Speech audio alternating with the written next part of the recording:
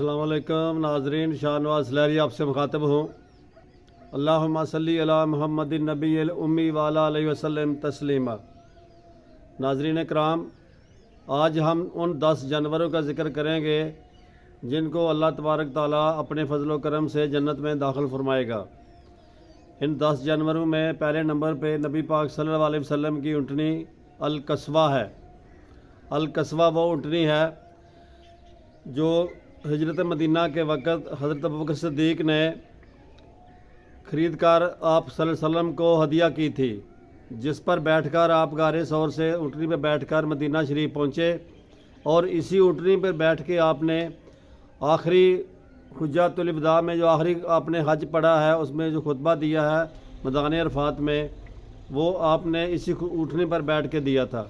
ये आपको बड़ी प्यारी ऊँटनी थी। ये इसका नाम है अल-कस्वा।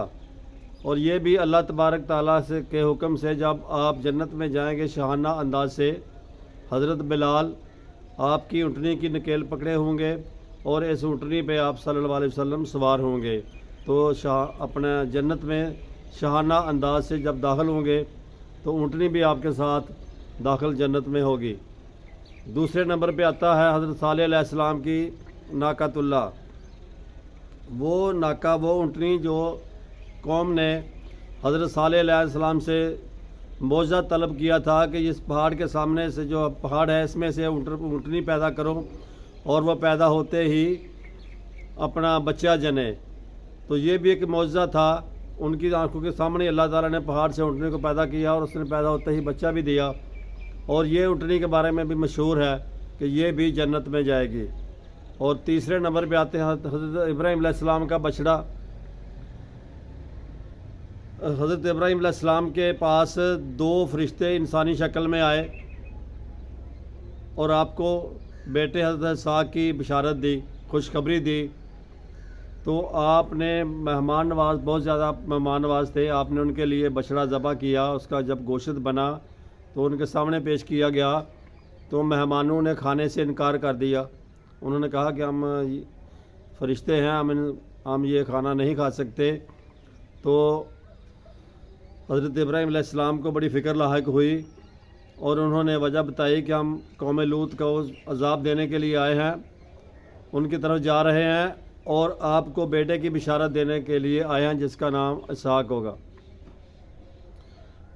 चौथे नंबर पे वो मेंढा है, वो भेड़ का बच्चा है जो नबी अपना हज़रत इब्राहीम अलैहिस्सलाम ने जब इस्माईल अलैहिस्सलाम को ज़िबा किया तो आपने अपनी आंखों में पट्टी बांधी हुई थी और इस्माईल अलैहिस्सलाम को ज़मीन के ऊपर लटाया हुआ था।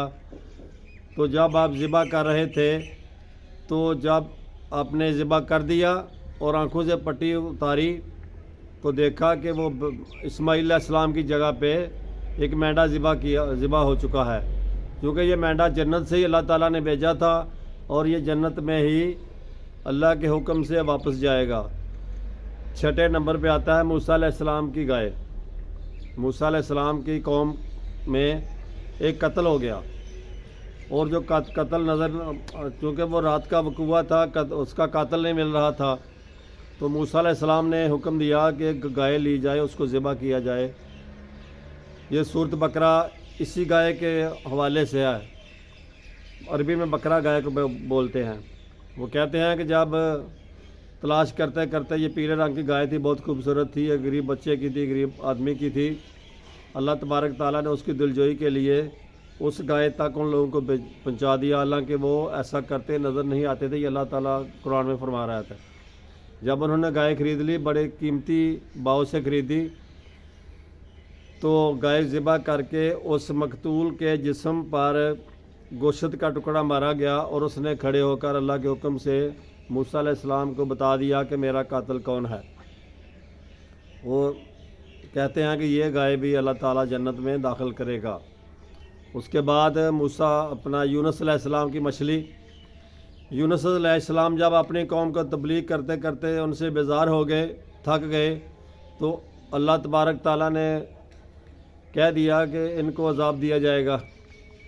और यूनुस अलैहिस्सलाम अल्लाह का अज़ाब का इंतज़ार किए बगैर, अल्लाह के हुक्म का इंतज़ार किए बगैर वहाँ से कौम से निकल गए। रास्ते में एक दरिया था, اور کشتی میں بیٹھ کے دریا اپنے عبور کرنا تھا۔ جب آپ کشتی میں بیٹھے تو طوفان آ گیا۔ ان لوگوں کے عقیدے کے مطابق ایک آدمی کی قربانی کرتے تھے کسی بھاگے ہوئے غلام کی تو طوفان رک جاتا تھا۔ اب انہوں نے قرآن نکالا تو یونس علیہ السلام کا قرآن نکلا۔ انہوں نے دیکھا کہ یہ تو بڑے بارش اور عالی مرتبت انسان نظر آتے ہیں، اس لیے ان کو نہیں پھینکنا چاہیے۔ انہوں نے دوبارہ پھر قرآن نکالا، پھر یونس علیہ السلام کے نام پہ قرآن نکلا، اور تیسری بار پھر قرآن نکالا۔ حالانکہ وہ چاہتے تھے کسی اور بندے کی قربانی دیں، یونس علیہ السلام کی قربانی نہ دی جائے، لیکن تیسری بار بھی جب قرآن نکلا تو یونس علیہ السلام نے کہا کہ میں اپنے مالک کا بھاگا ہوا ہوں، یعنی میں اللہ کے حکم کے بغیر یہاں آ گیا ہوں، اس لیے تم مجھے پھینک دو۔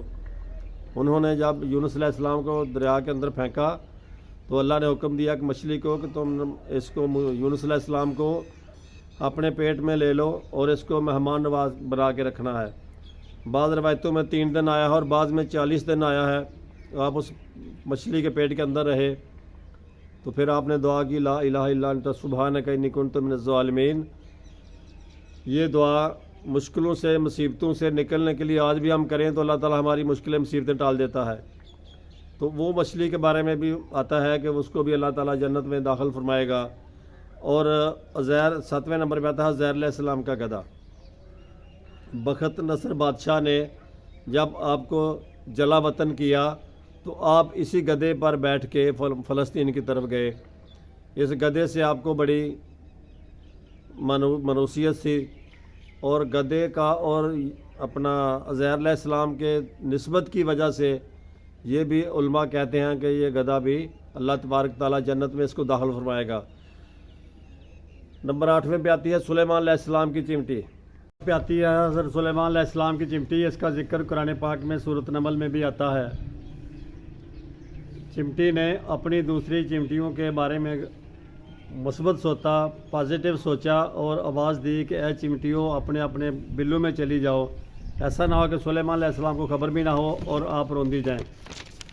اللہ تبارک تعالیٰ کو اس کی یہ ادا اتنی پسند آئی کہ اس کا قیامت تک اس کا قرآن میں ذکر کر دیا۔ اس چمٹی کے بارے میں بھی کہا جاتا ہے کہ چونکہ اس کی سلیمان علیہ السلام سے نسبت تھی اس لیے اس کو بھی جنت میں داخل کر دیا جائے گا۔ نمبر 9 پہ آتا ہے ہدہد۔ سلیمان علیہ السلام کی پرند چرند جنات اور ہواؤں پہ ہر جگہ ہر ایک کی حکومت تھی۔ اللہ تعالیٰ نے بہت زیادہ اس کو عزت و شان و عزت دی تھی۔ تو سلیمان علیہ السلام کے ساتھ نسبت ہونے کی وجہ سے وہ ہدہد جس کو آپ نے اپنی خبر رسانی اور پانی کی تلاش کے لیے رکھا ہوا تھا، اور ملکہ بلقیس کا بھی ہدہد نے خبر لگائی تھی، اپنے اللہ کے پیغمبر سے اس کی نسبت ہونے کی وجہ سے اس کے بارے میں بھی کہا جاتا ہے کہ اس کو جنت میں داخل کر دیا جائے گا۔ اور نمبر 10 پہ آتا ہے اصحاب کہف کا کتا۔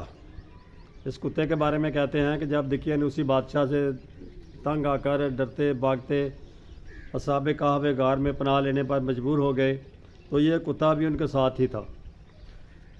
اصحاب کہف نے بہت کوشش کی کہ کتے کو بھگا دیں تاکہ ہم پکڑے نہ جائیں، لیکن کتے نے ان کا ساتھ نہیں چھوڑا۔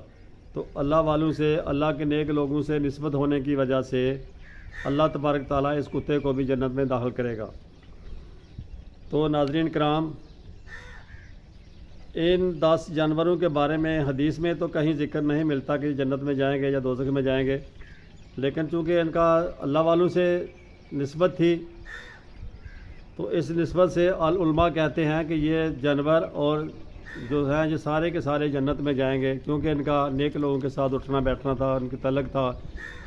تو اس لیے ہمیں چاہیے کہ نیک لوگوں سے، اچھے لوگوں سے اپنی نسبت رکھیں، تاکہ اگر نیک لوگ جنت میں جائیں گے تو انشاءاللہ ہم بھی اللہ کے طریقہ کار کے مطابق ہماری اچھے لوگوں سے نسبت ہونے کی وجہ سے ہم بھی جنت میں جانے والے بن جائیں اور دنیا اور آخرت میں کامیاب ہو سکیں۔